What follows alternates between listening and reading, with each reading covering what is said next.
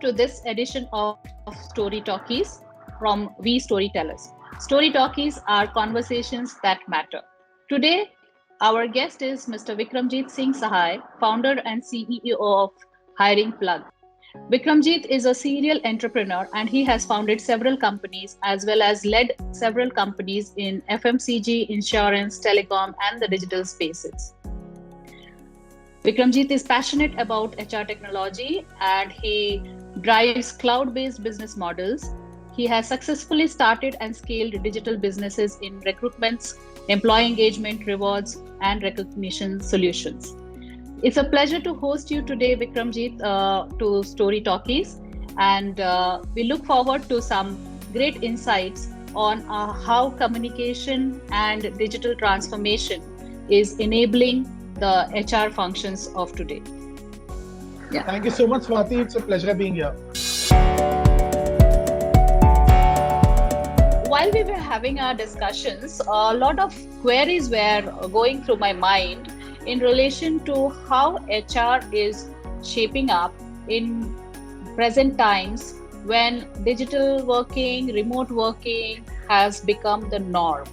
And in these days and situations, what is your feeling? How important is it for employers to build a consistent voice inside out? For example, to employees or people whom you want to hire internally. So what, according to you, based on your experiences and insights, could be the key drivers in attracting great talent into an organization in these times? So going back a little in time, I started working about 25 years ago, and we've actually moved our careers from a non-digital to a digital or a mostly digital medium today. And I've seen a lot of changes, especially in context of HR when we look at the workplace. So for the last few years, people have been talking about the future of work, of how things would be and how skills would change and all of those things. But I believe when COVID happened, the pandemic happened, and it hit worldwide, it really zipped through the entire future of work. So the future of work, so to speak, is happening now. A couple of things which are really prominent in the future of work are that people now, there is a distributed workforce. These are therefore very interesting times, and therefore the prominence of having communication over the digital medium is now really, really prominent. So what is happening is that I would say this is also a great leveler, because when you're a very large company, you can blow a lot of money in marketing into the mass communication, etc. But now, because you're a startup or you're a smaller company or you have the means which is digital, which is kind of democratizing communication around the world, you are kind of at par with each other. So the importance of communication, especially on the workplace, is really important. Number one, crisis management. So I believe communication in general about the workplace is really important. Leaders have no choice but to imbibe this communication. Communication has to be as transparent as possible and as truthful as possible. I believe the concept of inclusion at workplace is now even more stronger, and people need to talk to each other. And for instance, when COVID happened, a lot of people lost jobs. So leadership would come down and have an open forum across a medium which otherwise wouldn't have been possible under a roof, and talk to people and say, look, we are going through a crisis. We need to cut salaries or we need to cut jobs. What do you say we do? So, I've seen a lot of companies where they've been open and transparent in their communication have been able to really sail through well. So, I think in general, communication now holds even more importance than ever before. Yes, that's something really one needs to think about. And diversity and inclusion, of course, doesn't just mean gender diversity. It will mean including specially abled and people from different orientation. So how is that happening in these times? How is inclusion becoming better in these times, as you commented? Can you share some insights on that? Yeah. Absolutely. So in fact, it's a topic very close to my heart as well, and therefore my company. First of all, diversity is popularly understood as people, companies having more female presence. But diversity is not limited only to female or male ratio. As part of our company, we have a proposition. We are covering 8 forms of diversities, and I don't believe these are also enough. For instance, people who want to hire people who are coming from different social backgrounds or different religious backgrounds. There are people who should be hired who are coming after a career break. We have a lot of them, who want to resume their careers after a break. There are people, a lot of things are changing. So first and foremost, every company today, nobody is going to do anybody a favor by having more diverse population in their workforce, because there is a very clear business case. You make more money, you are better equipped to handle the market situations if you have a diverse workforce. There is a business case. Number two, and I would say one of the upsides of having a COVID pandemic is that people are able to hire people remotely, which really opens your bandwidth in terms of talent. For instance, if you have a very niche skill and it is not really available in your city, now you're open to people sitting anywhere in the world having those skills and working for you. So I believe the agenda of diversity with the forward-looking organizations has really moved forward. So, and I think one more important thing to say is that a lot of people talk about diversity, but it really needs to be done on ground. For instance, the first step is to measure diversity and then to also incentivize people, on diversity. For instance, we are in the talent acquisition business. We work with a lot of clients, and some of those people who are really serious will give a clear instruction, will give a special preference if you provide diverse candidates, and they will also incentivize you better if you're able to source better quality people. I believe that action is not happening everywhere across the board. Number two is that when people are in the company, it's good to talk about equality, but I believe equity is far more important. So equality is about giving the same status to everybody, but equity means how can you personalize and understand and recognize that everybody is different, and you give them appropriate support so they are able to all come at par. So I believe equity is more important and not only equality, and inclusion is of course very, very important. The other agenda, one more point I'd like to tell you about gender diversity. Companies in India are not equipped to manage transgender population in their workforce for 2-3 reasons. Number one, there is social stereotyping.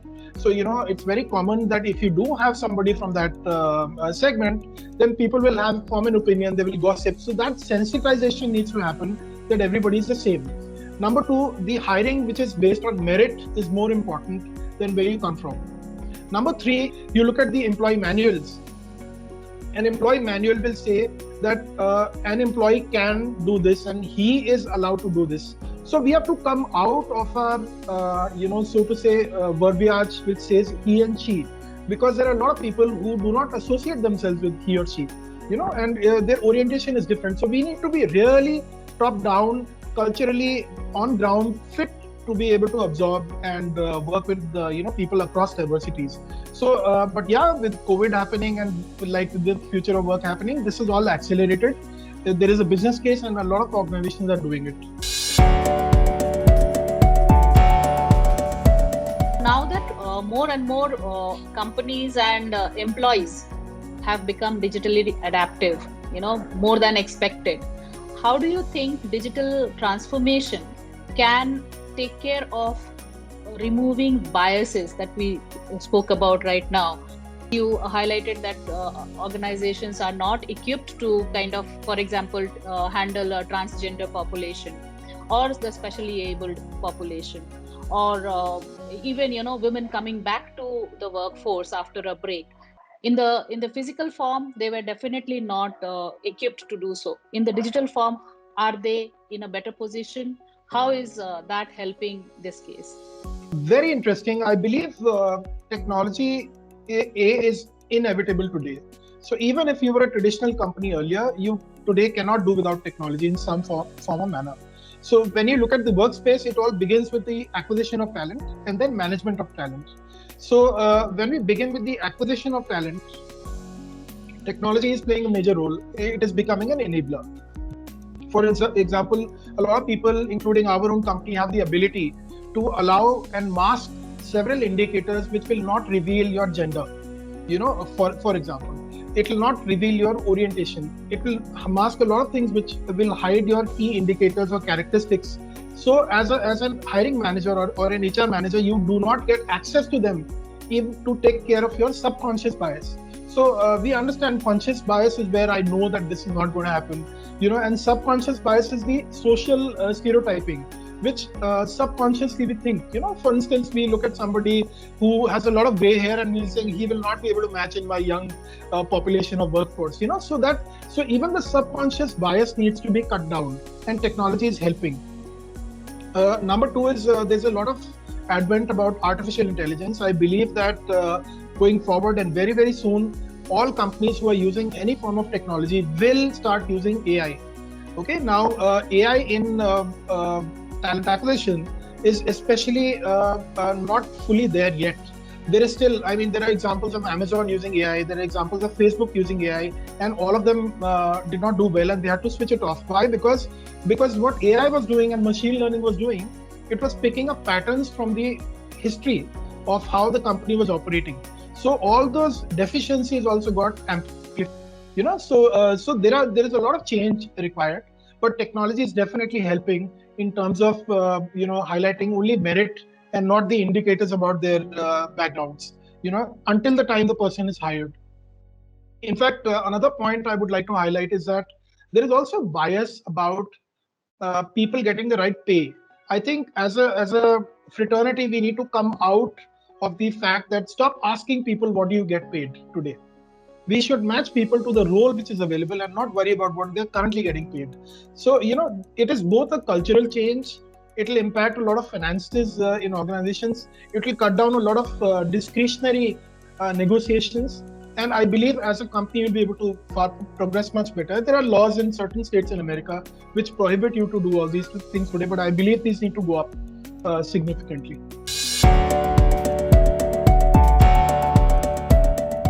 There are several drivers that kind of encourage an individual to work in an organization, join in an organization, or aspire in an organization. Pay is one of them, and the job role is one of them.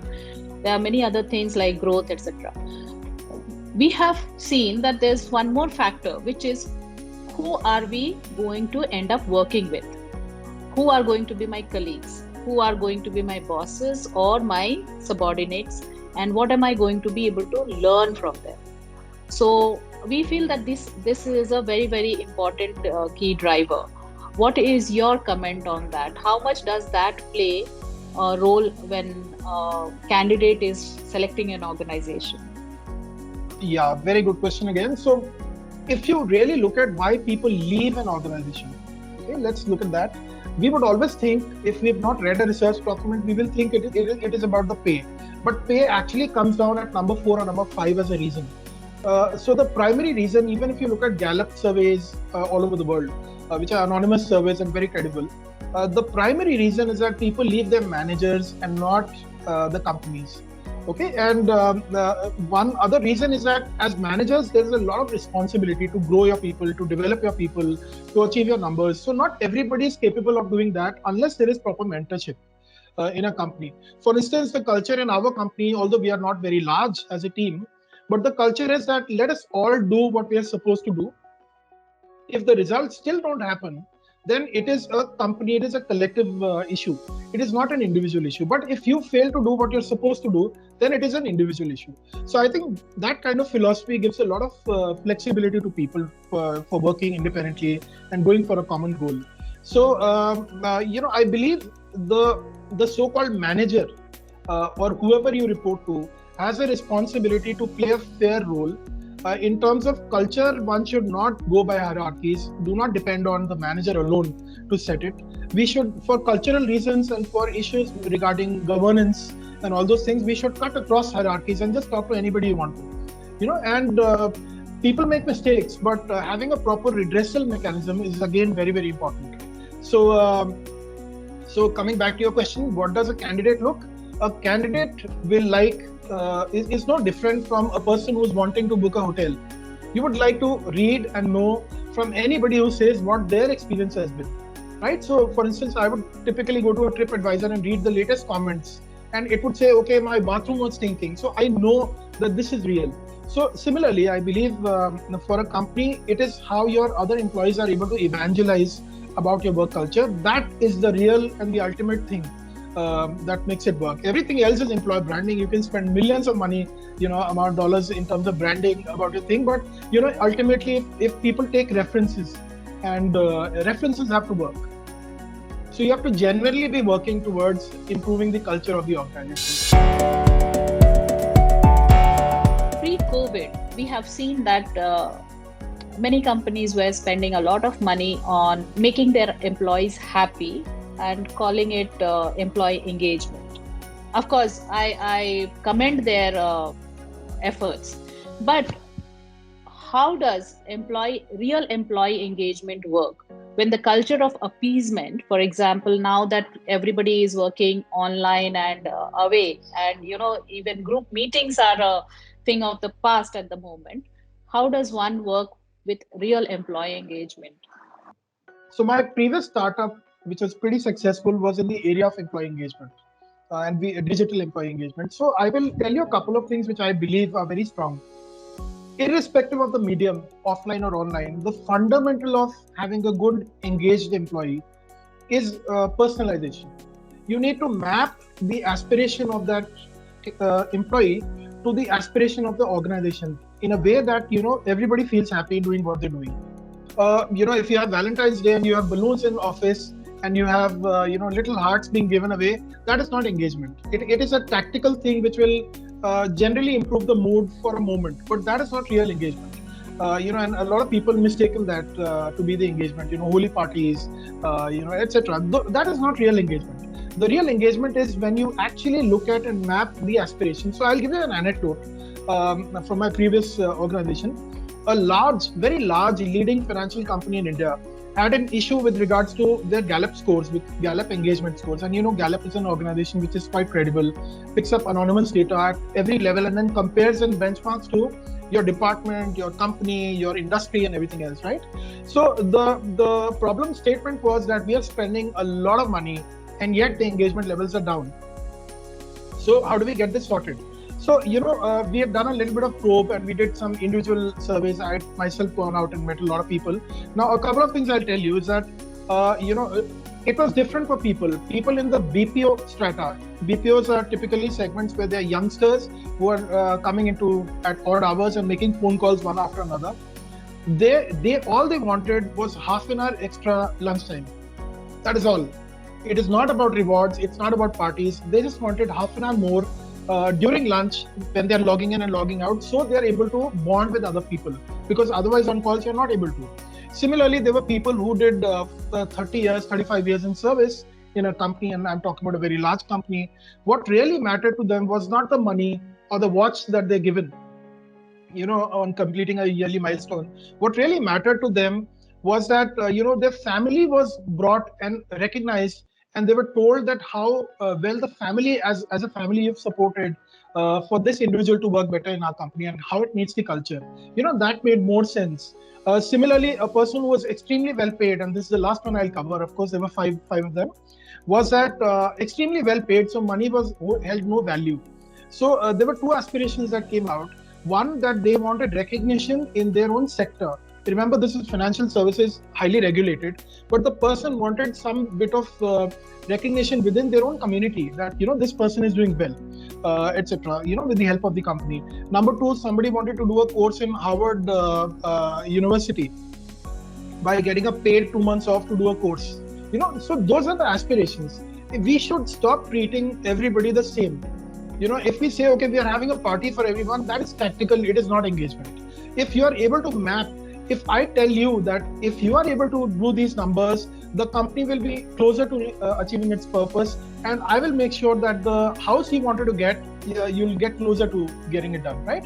So if you're able to map the individual requirement to the overall objective of the company, no matter offline or online, that's when the engagement really happens. Otherwise, it's all a matter of depending on your manager and the initiatives the manager will take. The way you have explained it, Vikram, looks like in these times when people are working online and from home, individual engagement is far more possible than when they were working in groups together in the office, where uh, you know group initiatives were being taken. So on that note, thank you so much for joining us and participating in this conversation.